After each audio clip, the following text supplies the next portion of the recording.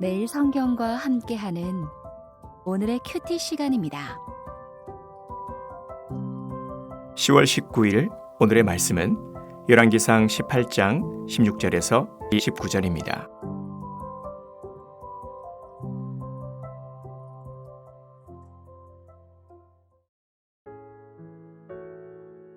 오바댜가 가서 아합을 만나 그에게 말하매 아합이 엘리야를 만나러 가다가 엘리야를 볼 때에 아합이 그에게 이르되 이스라엘을 괴롭게 하는 자여 너냐?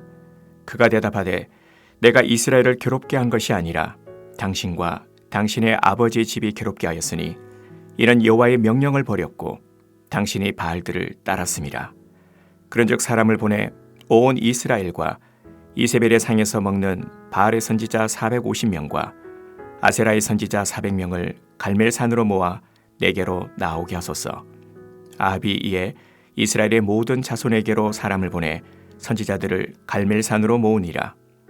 엘리야가 모든 백성에게 가까이 나아가 이르되 너희가 어느 때까지 둘 사이에서 머뭇머뭇하려느냐? 여호와가 만일 하나님이면 그를 따르고 바알이 만일 하나님이면 그를 따를지니라 하니 백성이 말 한마디도 대답하지 아니하는지라. 엘리야가 백성에게 이르되 여호와의 선지자는 나만 홀로 남았으나 바알의 선지자는 450명이로다. 그런즉 송아지 둘을 우리에게 가져오게 하고 그들은 송아지 한 마리를 택하여 각을 떠서 나무 위에 놓고 불은 붙이지 말며 나도 송아지 한 마리를 잡아 나무 위에 놓고 불은 붙이지 않고 너희는 너희 신의 이름을 부르라. 나는 여호와의 이름을 부르리니 이에 불로 응답하는 신 그가 하나님이니라. 백성이 다 대답하되 그 말이 옳도다 하니라. 엘리야가 바알의 선지자들에게 이르되 너희는 많으니 먼저 송아지 한 마리를 택하여 잡고 너희 신의 이름을 부르라. 그러나 불을 붙이지 말라. 그들이 받은 송아지를 가져다가 잡고 아침부터 낮까지 바알의 이름을 불러 이르되 바알이여 우리에게 응답하소서 하나 아무 소리도 없고 아무 응답하는 자도 없으므로 그들이 그 쌓은 제단 주위에서 뛰놀더라. 정오에 이르러는 엘리야가 그들을 조롱하여 이르되 큰 소리로 부르라. 그는 신인즉 묵상하고 있는지 혹은 그가 잠깐 나갔는지 혹은 그가 길을 행하는지 혹은 그가 잠이 들어서 깨워야 할 것인지 하매 이에 그들이 큰 소리로 부르고 그들의 규례를 따라 피가 흐르기까지 칼과 창으로 그들의 몸을 상하게 하더라. 이같이 하여 정오가 지났고 그들이 미친 듯이 떠들어 저녁 소재 드릴 때까지 이르렀으나 아무 소리도 없고 응답하는 자나 돌아보는 자가 아무도 없더라. 오늘 함께 묵상할 말씀은 열왕기상 18장 16절에서 29절까지 말씀입니다. 드디어 오늘 본문에서 아합과 엘리야가 만나게 됩니다.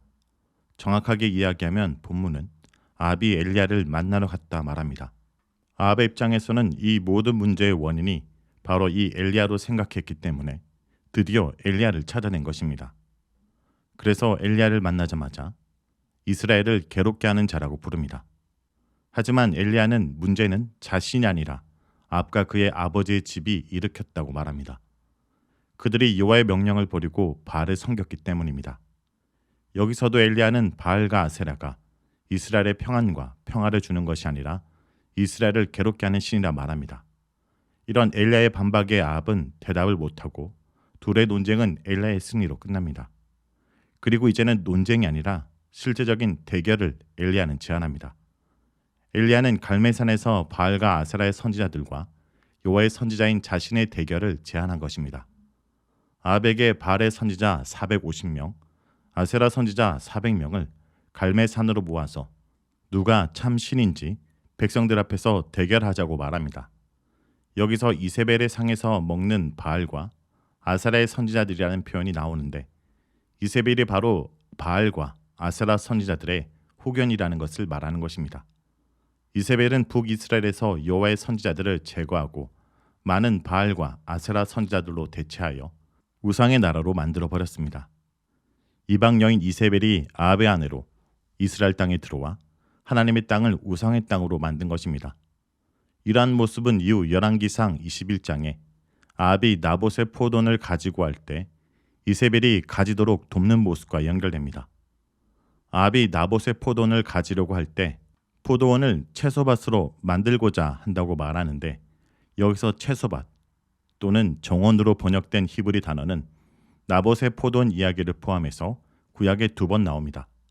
신명기 11장 10절에서 12절에 모세는 이집트와 약속의 땅을 비교하면서 이집트를 인간의 돌봄이 필요한 채소밭, 정원으로, 가나안 땅을 하나님이 직접 돌보시는 땅으로 묘사합니다. 전통적으로 이스라엘은 하나님이 특별히 돌보시는 포도원으로 비유되어 왔습니다. 이 두 가지를 고려하면 아합이 나봇의 포도원을 정원으로 개조하고자 하는 것은 이스라엘을 하나님의 땅이 아니라 이방 땅, 우상의 땅으로 만들려고 했고, 이것을 이세벨이 음모를 통해 나봇을 죽이고 가질 수 있도록 했습니다. 즉 아합은 이방 여인 이세벨을 이스라엘 땅에 들여와 하나님의 땅을 우상의 땅으로 망쳐버린 것입니다. 이런 아합은 엘리야를 바로 체포해서 처형하지 않고 그의 제안을 받아들입니다. 그가 엘리야의 제안을 받아들인 이유는 가뭄과 기근으로 인해 백성들과 나라의 상황이 심각하다는 사실을 알았기 때문에 그 고비를 넘길 이벤트가 필요했기 때문입니다. 아합은 이를 신속하게 처리해서 이제 이스라엘 백성도 갈멜산에 모이고 바알과 아세라 선지자들도 갈멜산에 모였습니다. 엘리야는 그곳에 모인 백성들에게 나아가 결단을 촉구합니다. 하나님인지 바알인지 결단을 촉구한 것입니다. 그런데 백성들은 말 한마디도 대답하지 않습니다. 그들의 관심사는 누가 참 신인지가 아니라 그들에게 풍요와 번영을 가져다주는 편이 지금 당장 비를 내릴 수 있는 신이 참 신이라고 생각했을 것입니다. 그런 사람들 앞에서 엘리야는 엘리야 자신과 바알 선지자 450명이 각기 송아지 각을 떠서 나무 위에 놓고 불을 붙이지 않은 상태로 둔 후에 각 선지자가 자기 신의 이름을 부른 후 불을 내려 응답하는 신을 참 신으로 인정하자고 제안합니다. 살아있는 참 신이라면 자기 선지자의 부르짖음에 응답하여 불을 내릴 수 있을 것이기 때문입니다. 엘리야는 갈멜산 사건을 매우 주도적으로 이끌고 갑니다. 아합과 바알 선지자를 두려워하지 않고 당당한 모습은 2년 전 피신할 때의 모습과 전혀 다른 모습입니다. 엘리야는 그 시간 동안 하나님의 능력을 경험하고 확신했기 때문입니다. 엘리야는 바알 선지자에게 인원수가 많으니 송아지를 택한 다음 먼저 제사를 준비하고 그들 신의 이름을 부르라고 자신만만하게 우선권을 줍니다. 엘리야의 말을 따라 바알 선지자들은 송아지를 잡고 아침부터 한낮까지 바알의 이름을 불렀습니다. 하지만 바알은 응답하지 않았습니다. 그러자 바알의 선지자들은 제단 주위를 쩔뚝거리며 뛰기 시작합니다. 여기서 뛰놀다라는 단어는 쩔뚝거리다, 다리를 절다라는 뜻으로 21절에서 백성들이 머뭇머뭇한다라는 것과 같은 단어입니다. 백성들이 하나님과 바알 사이에서 쩔뚝거리는 모습이 바알 선지자의 모습을 닮은 것임을 보여주는 것입니다. 이렇게 춤을 추며 부르는데도 정오가 될 때까지 아무런 반응이 없자 엘리야는 바알 선지자들에게 큰 소리로 신을 부르라고 조롱합니다. 엘리야는 그들의 신이 묵상하는지 아니면 잠깐 신전에서 외출했든지 다른 곳을 다니고 있는 중이라 듣지 못하는 것은 아닌지 모르겠다고 조롱하는데, 이는 바알 신은 시간과 공간의 제약을 가진 존재이며 어디든 계시는 하나님과 대조하는 것입니다. 사실 고대 신화에 따르면 바알은 봄에 살아나서 세상을 풍요롭게 하지만 죽음의 신 모트의 공격을 받아 죽음을 맞이하면 지하 세계에서 일정 기간을 보내야 하는데 이때를 겨울이라고 생각했습니다. 그리고 다시 살아나서 세상에 오면 다시 봄이 시작되는 순환적인 신이기 때문에 바알은 장소와 시간의 제약을 받는 존재인 것입니다.